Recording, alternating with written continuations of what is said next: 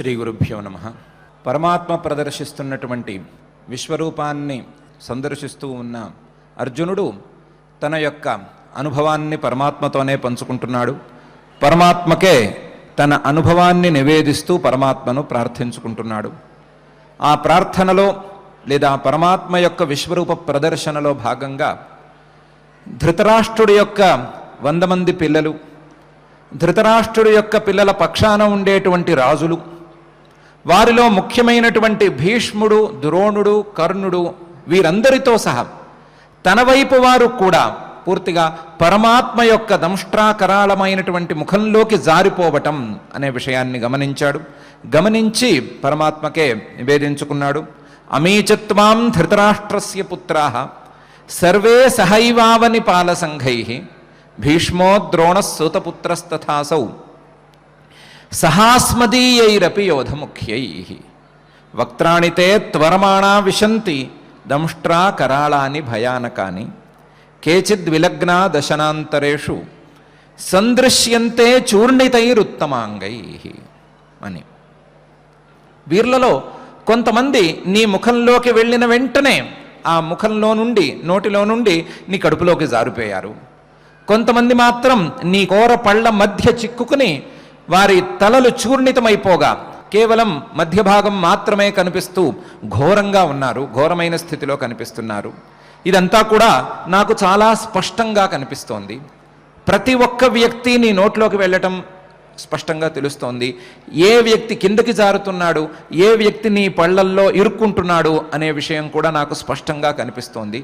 సందృశ్యంతే అని ప్రత్యేకించి కనిపిస్తోంది అని చెప్పాడు. చెప్పి ఏమో ఆశ్చర్యంగా ఉంది, నదులన్నీ వాటి వాటి పారుదలకు అనుకూలంగా అవన్నీ పారి పారి పారి చివరికి సముద్రాన్నే చేరినట్లుగా, సముద్రంలోకే పోయి కలిసిపోయినట్లుగా ఈ నరలోకంలో ఉండేటువంటి వీరులందరూ కూడా నిన్నే, నీ ముఖాన్నే, నీ నోటినే ఆశ్రయించి నీ నోట్లోకి వేగంగా పారి, చాలా వేగంగా పారి అలాగే దిగజారిపోతున్నారు. ఈ విషయం ఆశ్చర్యంగా ఉంది అని కూడా చెప్పాడు. యథా నదీనాం బహవోంబు వేగాః సముద్రమేవ అభిముఖా ప్రయంతి తథా తవామి నరలోకవీరాః విశంతి వక్త్రాణ్యభివిజ్వలంతి అని. నదులన్నీ సముద్రాన్ని చేరినట్లుగా, సముద్రం వైపుగా పారినట్లుగా, సముద్రంలో కలిసిపోయినట్లుగా ఈ నరలోకంలో ఉండేటువంటి వీరులందరూ, మా పక్షం వారు అలాగే కౌరవ పక్షం వారు అందరూ కూడా నిన్నే చేరుతున్నారు, నీ నోళ్లలోనే చేరుతున్నారు, నోళ్లలో నుంచి కడుపులోకి కొంతమంది జారిపోతూ ఉన్నారు.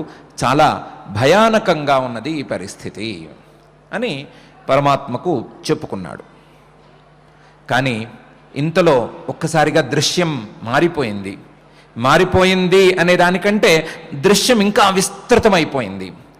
విస్తృతమైపోయి కేవలం పాండవ పక్షం వారు, కౌరవ పక్షం వారు, యుద్ధం చేస్తున్నవారు, యుద్ధానికి వచ్చిన వారు, యుద్ధంలో పాల్గొనేవారు, వీరు మాత్రమే కాకుండా మొత్తం ప్రపంచంలో ఉండేటువంటి వ్యక్తులందరూ, ఆ వ్యక్తులతో పాటు ప్రపంచంలో ఉండేటువంటి వస్తువులన్నీ కూడా ఈ పరమాత్మనే చేరిపోవటం, పరమాత్మలోనే కలిసిపోవటం, విశ్వరూపధారి అయినటువంటి ఈ పరమాత్మలోనే లయమైపోవటం అనేటువంటి విచిత్రమైన దృశ్యం కనిపించింది.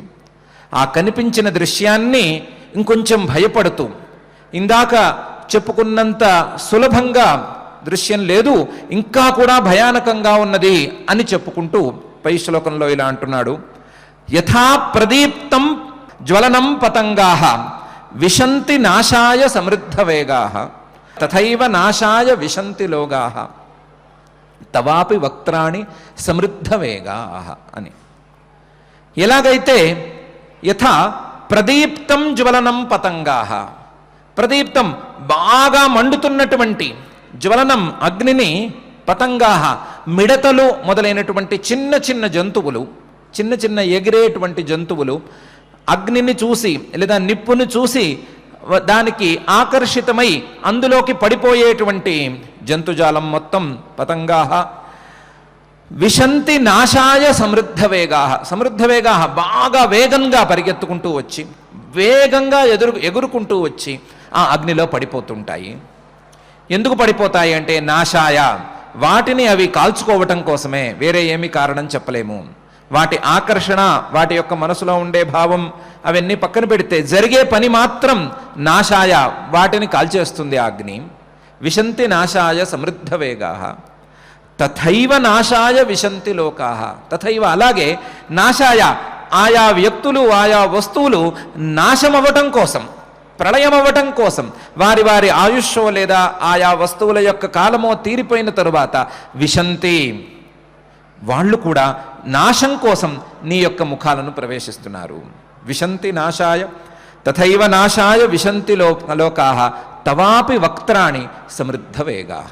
నీ యొక్క వక్త్రాలను, నీ యొక్క ముఖాలను వారు ప్రవేశిస్తున్నారు, ఆయా వస్తువులు ప్రవేశిస్తున్నాయి.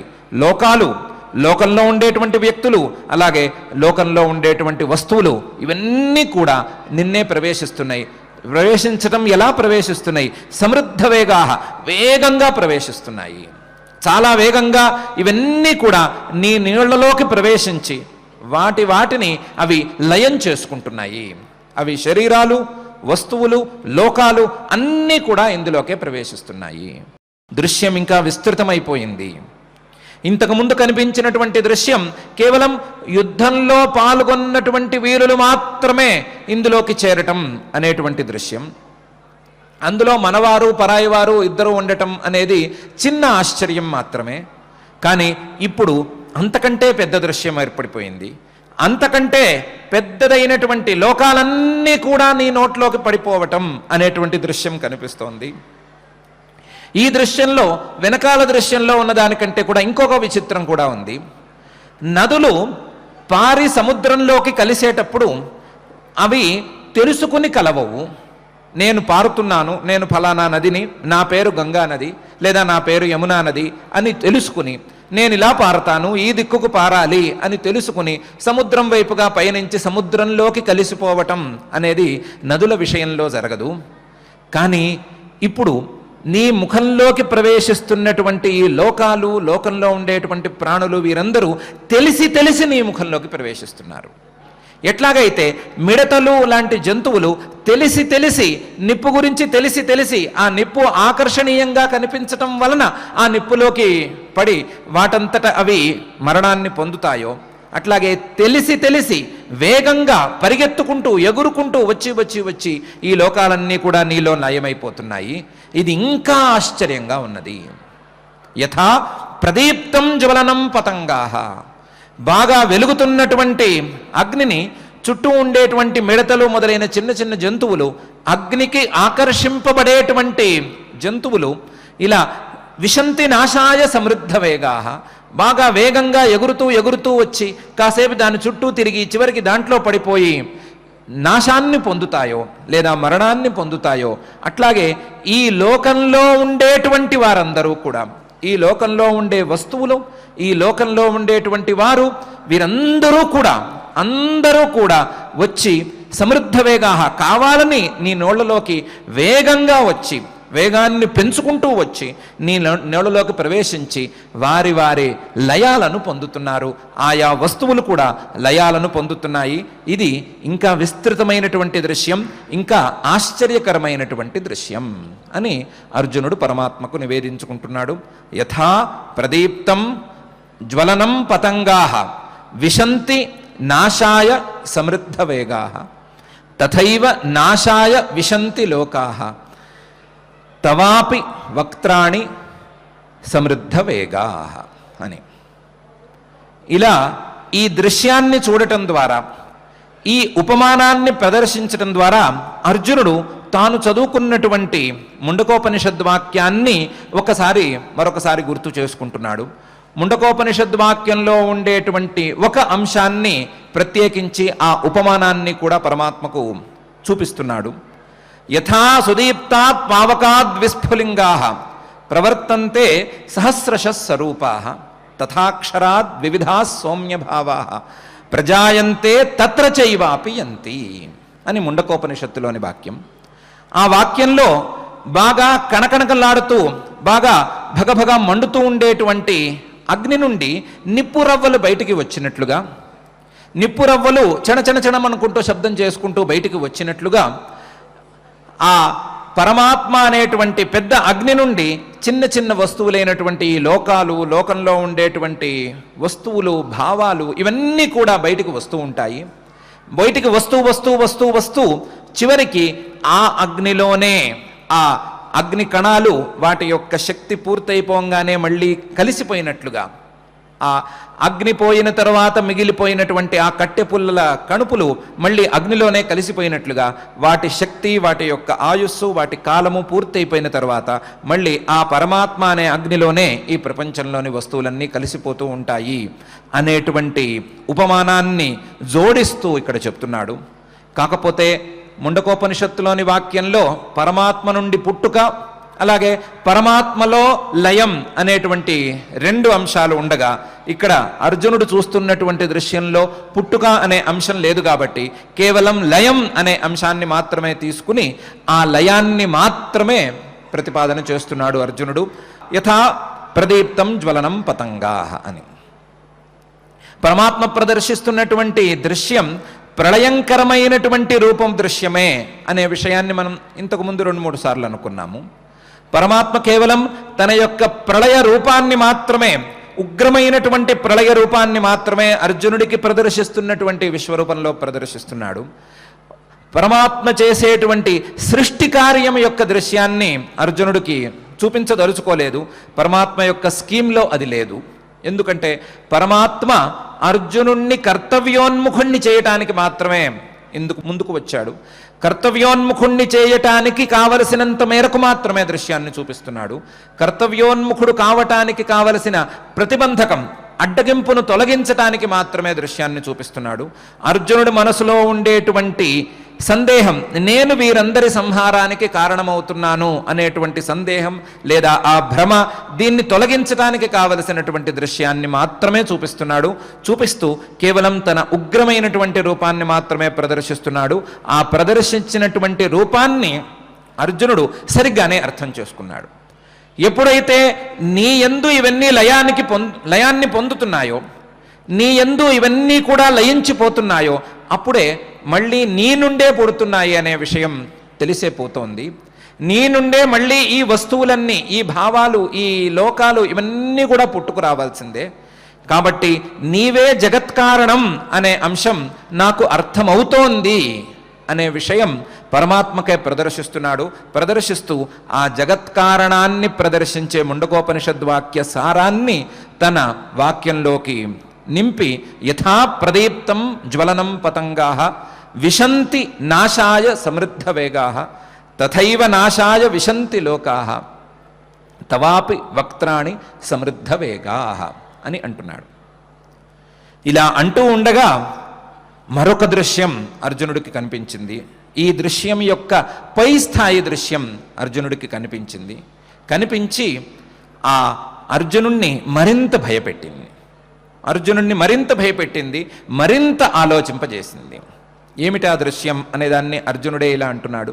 లేలిహ్యసే గ్రసమాన సమంతాత్ లోకాన్ సమగ్రాన్ వదనైర్జ్వలద్భిః తేజోభిరాపూర్య జగత్ సమగ్రం భాసస్తవోగ్రాః ప్రతపంతి విష్ణు అని.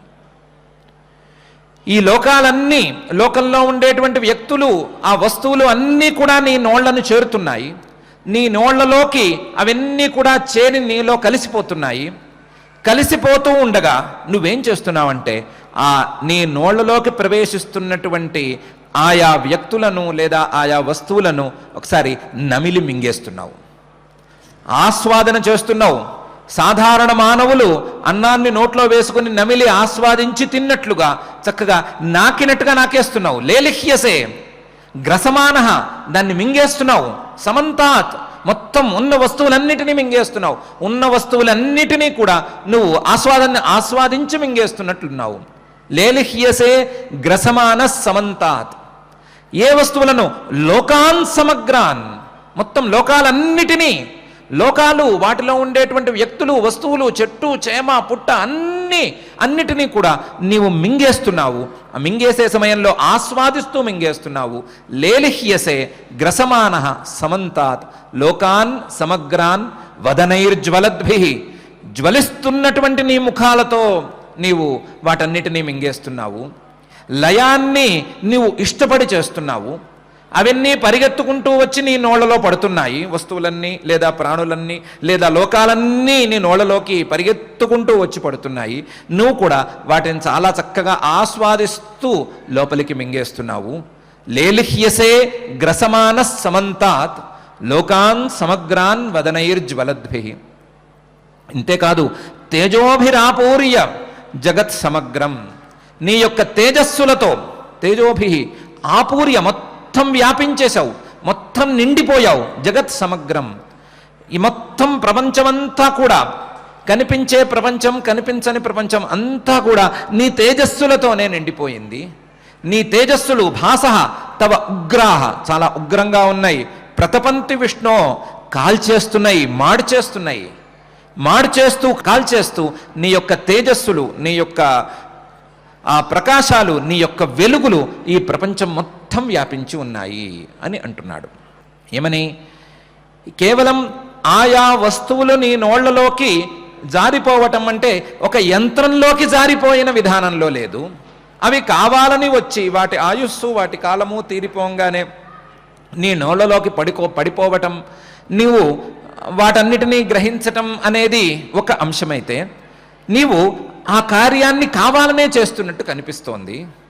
కావాలనే వాటన్నిటినీ కూడా, ఆ లయించేటువంటి వస్తువులను సాధారణ మానవులు అన్నాన్ని తినేటప్పుడు ఎంత ఆస్వాదిస్తూ తింటారో, ఎంత ఆనందంగా తింటారో అంత ఆనందంగా నువ్వు ఆస్వాదిస్తున్నట్టు, మొత్తం మింగేస్తున్నట్టు కనిపిస్తోంది. దీని ద్వారా నీవు ఈ లయాన్ని కావాలనే చేస్తున్నట్లు కనిపిస్తోంది. లయం దానంతట అది అయిపోవటం లేదు, దానంతట అది లయం జరిగిపోవటం లేదు. నీవే లయాన్ని కావాలని చేస్తున్నావు.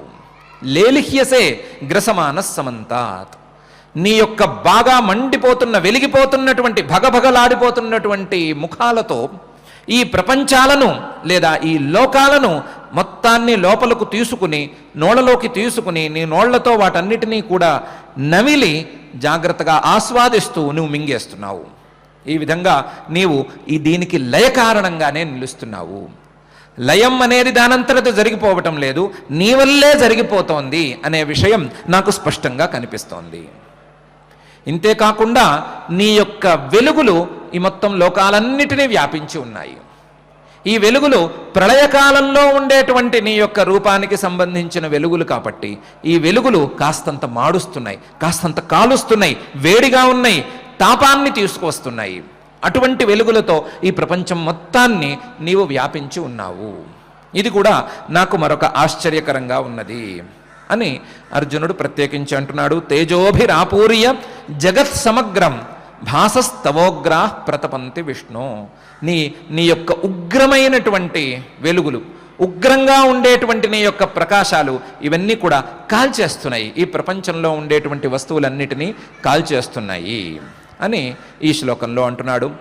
ఈ శ్లోకాన్ని చెప్పుకునేటప్పుడు పరమాత్మ యొక్క లయ కారణత్వాన్ని ప్రత్యక్షంగా చూడగలుగుతున్నప్పుడు అర్జునుడికి తనకు తెలియకుండానే కఠోపనిషత్తులోనే ఉండేటువంటి ఒక మంత్రం యొక్క అర్థం చక్కగానే స్ఫురించింది.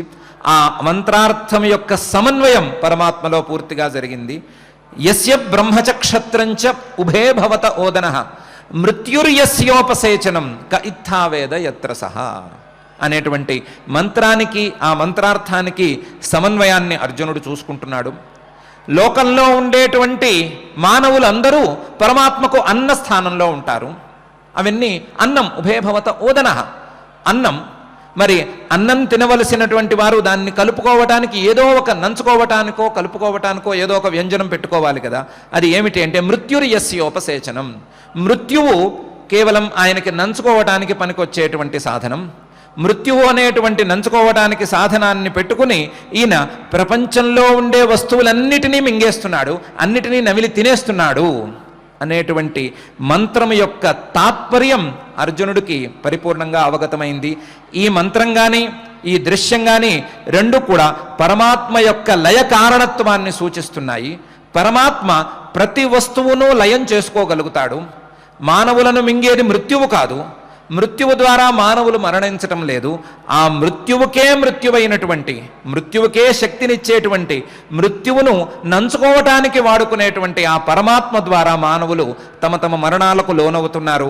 ఈ విధంగా మానవుల యొక్క మరణానికి కానీ లేదా లోకాల యొక్క లయాలకు కానీ పరమాత్మే కారణమవుతున్నాడు అనే విషయాన్ని ఇటు మంత్రం ద్వారా అటు దృశ్యం ద్వారా అర్జునుడు అర్థం చేసుకుని లేలిహ్యసే గ్రసమాన సమంతాత్ లోకాన్ సమగ్రాన్ వదనైర్జ్వలద్భిః అని అంటున్నాడు.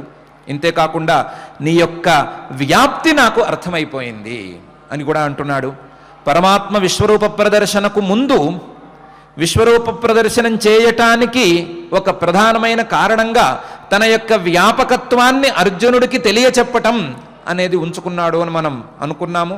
విశ్వరూప ప్రదర్శనకు ప్రధానమైనటువంటి కారణాల్లో పరమాత్మ యొక్క వ్యాప్తిని, పరమాత్మ ఈ ప్రపంచమంతా కూడా తన యొక్క వెలుగులతో, తన యొక్క ప్రకాశంతో, చైతన్య స్వభావంతో వ్యాపించి ఉన్నాడు అనే విషయం తెలియచెప్పటం అనేది ఒకసారి అనుకున్నాము.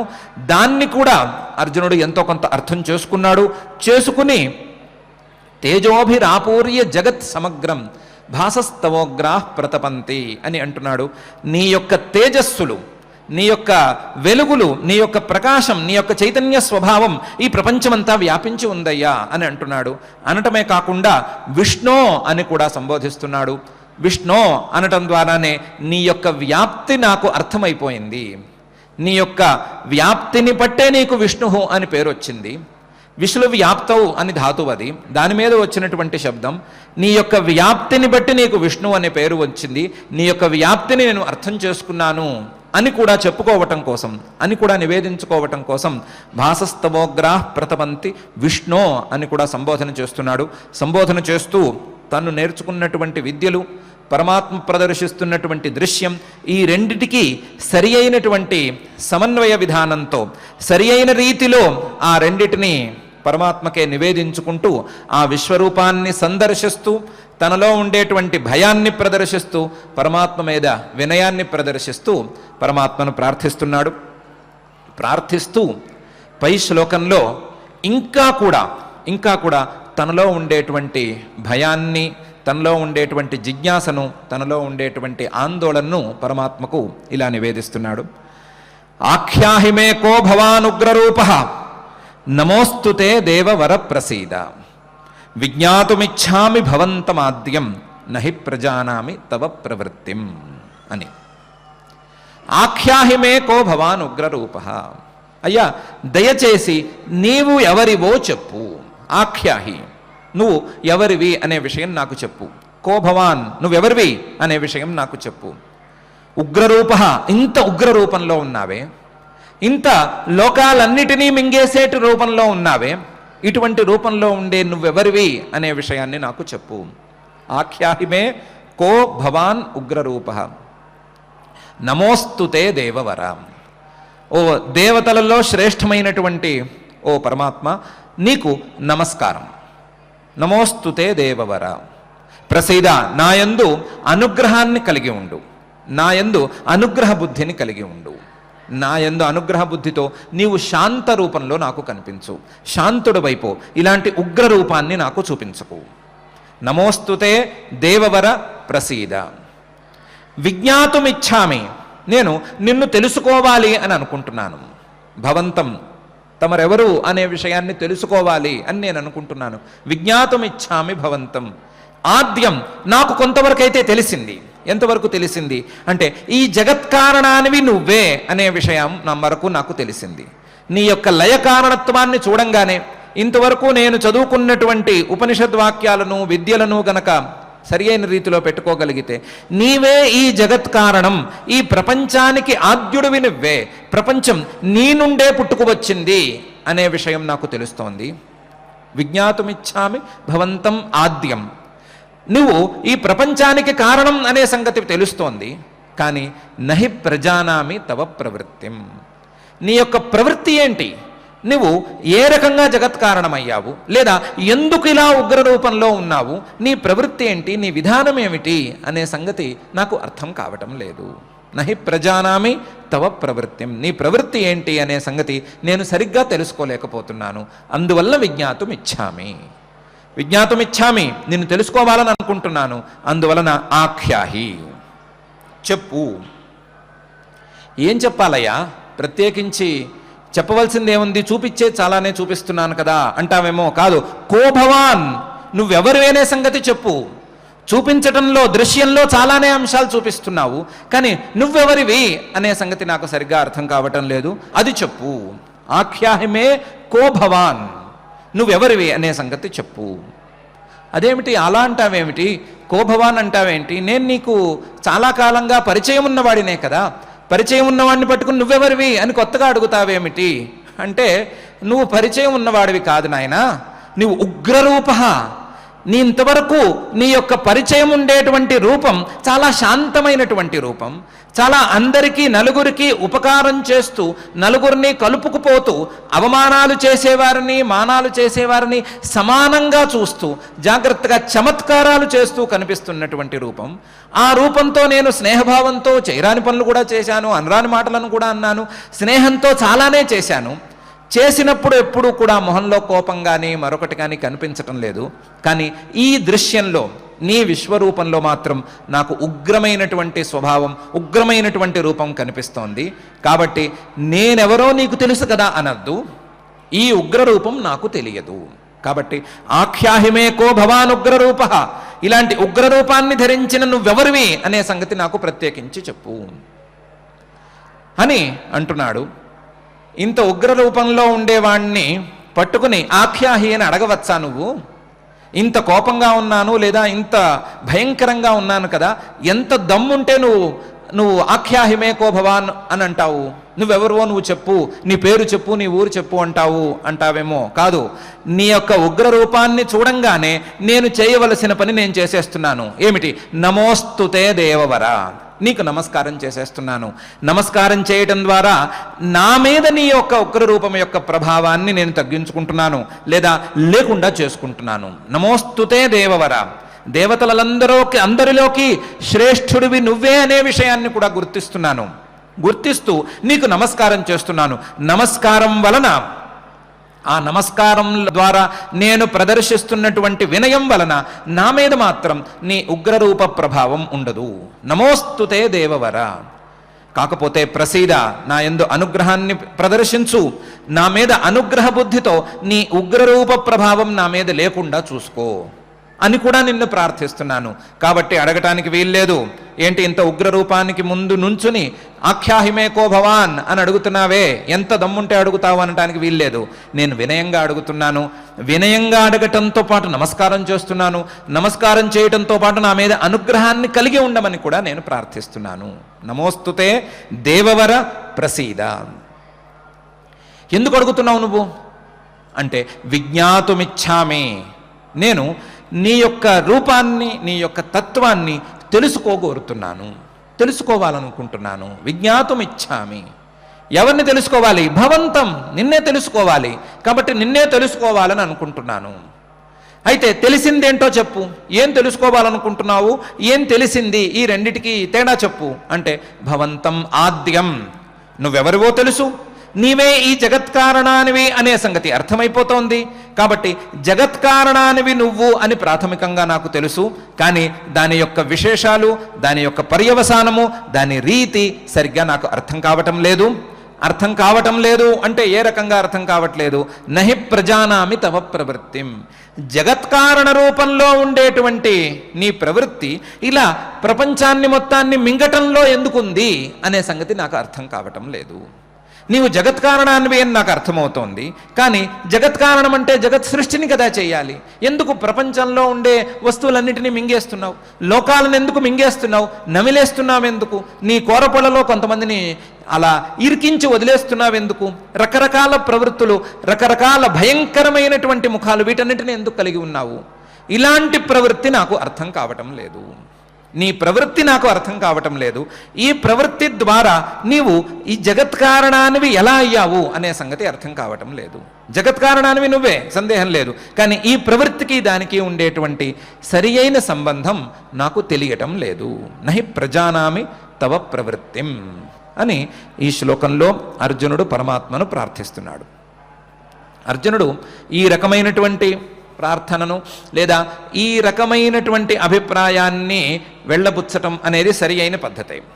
ఎందుకంటే పరమాత్మ ప్రదర్శిస్తున్నటువంటి దృశ్యం అలా ఉంది. పరమాత్మ ప్రదర్శిస్తున్నటువంటి దృశ్యం లోకాలన్నింటినీ మింగేసేట్లుగా ఉంది. ఆ మింగటానికి వీలుగా భయంకరంగా ఉంది. భయంకరంగా ఉండే ఇలా మింగేసేటువంటి రూపం చూస్తే ఎవరికైనా ఇలాంటి సందేహం, ఇలాంటి జిజ్ఞాస కలగక తప్పదు, కలగక మానదు. అటువంటి జిజ్ఞాసను అర్జునుడు పరమాత్మకు తెలియచెప్పటం అనేది విషయం కాదు. ఇదే నారద మహర్షి గారికి ప్రదర్శించినటువంటి విశ్వరూపంలో పరమాత్మ ఇంత భయంకరమైన రూపాన్ని ప్రదర్శించలేదు. ఇలా లోకాలన్నిటినీ నవిలి మింగేస్తున్నట్లుగా ప్రదర్శించలేదు. అక్కడ వేరే రకంగా ఈ ప్రపంచం యొక్క సృష్టి ఎలా జరగబోతోంది అని ప్రదర్శించి, ఈ ప్రపంచ సృష్టికి కావలసినటువంటి విధానాలు ఏవేవి ఉన్నాయి అని కూడా ప్రదర్శించి, దాని తరువాత సృష్టించినటువంటి ప్రపంచానికి, ఈ సృష్టికి పాలనా విధానాలు ఏమిటి, ఏ రకంగా ఈ సృష్టిని నేను రక్షిస్తాను అని ప్రత్యేకించి పరమాత్మ చూపించాడు, నోటితో కూడా చెప్పాడు. అందులో ఆ సందర్భంలో పరమాత్మ నారద మహర్షి గారికి తన యొక్క అవతారాలను కూడా ప్రత్యేకించి వివరించాడు. ఒక్కొక్క అవతారంలో ఆయా అవతారాలలో నేను ఏమేం చేస్తాను, ఏం చేసి ఈ ప్రపంచాన్ని రక్షిస్తాను, అలాగే అవతారాలలో ముఖ్యమైనటువంటి శ్రీకృష్ణ అవతారంలో ఏమేం చేయబోతున్నాను, ఎవరెవరిని సంహరించబోతున్నాను, ఏ రకంగా ఈ లోకాన్ని, ఈ సృష్టిని రక్షించబోతున్నాను అనే అంశమే ప్రధానంగా చెప్పాడు. లయం గురించిన ప్రస్తావన ఎక్కువ చేయలేదు. అది సృష్టి సందర్భంలో ప్రదర్శించినటువంటి విశ్వరూపం అని అనుకున్నాం కాబట్టి ఆ సందర్భంలో భయంకరమైనటువంటి రూపం యొక్క ప్రస్తావన లేదు. నారద మహర్షి గారు అలాంటి భయంకరమైన రూపాన్ని చూడలేదు. అందమైనటువంటి రూపాన్నే ఆయన చూశాడు. ఆయన కృతార్థుడయ్యాడు. కానీ అర్జునుడి యొక్క ప్రవృత్తికి లేదా అర్జునుణ్ణి కార్యోన్ముఖుణ్ణి చేయటానికి పరమాత్మ అనుకున్నటువంటి లేదా పరమాత్మ వేసుకున్నటువంటి స్కీమ్లో నేనే ఈ ప్రళయానికి కారణం, నేనే ఈ లోకాలన్నిటినీ మింగేటువంటి ప్రళయ కారణం కాబట్టి ఎవరు ఎవరిని సంహరించటం అనేది కుదిరే పని కాదు. వారి కర్తవ్యాలను వారు చేయటం, వారి కర్తవ్యాలను వారు చేస్తే వారు సన్మార్గంలో ఉన్నట్లు, వారి కర్తవ్యం కాకుండా మరొక పని చేస్తే వారు దుర్మార్గంలో ఉండటం. వారు దుర్మార్గంలో ఉంటే వారికి ఫలితం దుష్ఫలితం తథ్యం. నేనే సంహార కారణం అయినా సరే ఆ సంహరించటం లేదా ఆ సంహరించటానికి కావలసినటువంటి క్రియలను కలిగి ఉండటం వారి కర్తవ్యమైతే ఆ కర్తవ్యమైనటువంటి మార్గంలో ఉండటం, వారికి నిషిద్ధమైతే ఆ జోలికి పోకుండా ఉండటం అనేటి అంశాన్ని ప్రతి ఒక్కరూ పాటించాలి అని ప్రదర్శించదలుచుకున్నాడు. ఆ ప్రదర్శించటం అనేది తీవ్రంగానే లేదా భయంకరంగానే ప్రళయంకరమైనటువంటి రూపంతో ప్రదర్శించాడు. ఆ ప్రదర్శించినటువంటి రూపాన్ని చూసినటువంటి అర్జునుడికి భయము కలిగింది. భయంతో పాటు కొంతమేరకు సమన్వయము కలిగింది. కొంతమేరకు పరమాత్మ చెప్పదలుచుకున్నటువంటి వ్యాప్తి గురించిన అవగాహన కలిగింది. అన్ని రకాలుగాను కలిగినాయి. కానీ అన్ని కలిసి కలగాపులగం అయిపోయినాయి. కలగాపులగం అయిపోయినందువలన ఏ అంశాన్ని ఎటువైపు జోడించుకోవాలి, ఏ అంశాన్ని ఏ వరుసలో ఉంచుకోవాలి అనే విషయంలో సరి అయినటువంటి సమన్వయం సరిగ్గా కలగలేదు. అందువలన వారు వీరు చెప్పటం ఎందుకు, ఎదురుకుండా ఉండేటువంటి ఆ విశ్వరూపధారి అయినటువంటి పరమాత్మే దీన్ని చెప్తాడు అనే ఉద్దేశంతో ఆఖ్యాహిమే కో భవానుగ్రరూప నమోస్తుతే దేవవర ప్రసీద విజ్ఞాతుమిచ్ఛామి భవంతమాద్యం నహి ప్రజానామి తవ ప్రవృత్తిం అని పరమాత్మనే, విశ్వరూపధారి అయినటువంటి ఆ పరమాత్మనే ప్రార్థించాడు. ఆ ప్రార్థనకు పరమాత్మ కూడా సుముఖమయ్యాడు. అర్జునుడి యొక్క వినయానికి, అర్జునుడి యొక్క సమన్వయ శక్తికి, అర్జునుడి యొక్క జిజ్ఞాసకు పరమాత్మ పూర్తిగా అనుగ్రహాన్ని పొందాడు. అనుగ్రహం పొంది సమాధానం చెప్పాలి అని నిర్ణయించుకున్నాడు. పరమాత్మ చెప్పబోయేటువంటి సమాధానాలను, ఆ సమాధానంలో అర్జునుడికి చేస్తున్నటువంటి ప్రోత్సాహాన్ని, అలాగే అర్జునుడితో పాటుగా అర్జునుడి లాంటి మనందరికీ చేసేటువంటి ఆ ప్రేరణను ప్రత్యేకించి మనం పై శ్లోకాల్లో తెలుసుకుంటూ పరమాత్మే ఈ జగత్తుకంతా కూడా లయకారణం కావటం ద్వారా పరమాత్మే ఈ ప్రపంచానికి కారణం, ప్రపంచానికి ఆది కారణం పరమాత్మే అని అర్జునుడు గుర్తించినట్లుగా మనం కూడా గుర్తిద్దాం. దానితో పాటుగా పరమాత్మ యొక్క వ్యాప్తిని చూపించటం కోసం ఈ విశ్వరూప ప్రదర్శనాన్ని పరమాత్మ ప్రారంభించాడు అనే విషయాన్ని మనం అర్థం చేసుకుందాం. ఈ దృష్టాంతం ద్వారా కూడా ఈ ప్రపంచమంతా కూడా పరమాత్మే వ్యాపించి ఉన్నాడు, పరమాత్మ యొక్క చైతన్య ప్రకాశం ఈ ప్రపంచమంతా కూడా వ్యాపించి ఉంది అనే విషయాన్ని మరొకసారి మనం అర్థం చేసుకుందాం. అర్థం చేసుకుని మరింత లోతుగా పరమాత్మ యొక్క వ్యాప్తి, పరమాత్మ యొక్క జగత్కారణత్వం మన మనసులలోకి ప్రవేశించాలి. మరింత బాగా ఆ పరమాత్మ తత్వం మనకు అర్థమవ్వాలి అని మనం కూడా ప్రార్థించుకుందాం. ప్రార్థించుకుంటూ దానికి కావలసినటువంటి పరమాత్మ చెప్పబోతున్నటువంటి ప్రయత్నాలన్నిటినీ కూడా మనం తప్పకుండా చేసుకుందాం. ఆ ప్రయత్నాలన్నిటినీ సఫలం చేయమని, మనకు కూడా పరమాత్మతత్వాన్ని పరిపూర్ణంగా తెలియచేయమని అఖిలాండకోటి బ్రహ్మాండ నాయకుడు దేవదేవుడు విశ్వరూపధారి అయినటువంటి శ్రీ వెంకటేశ్వర స్వామి వారిని భక్తిగా ప్రార్థించుకుందాం.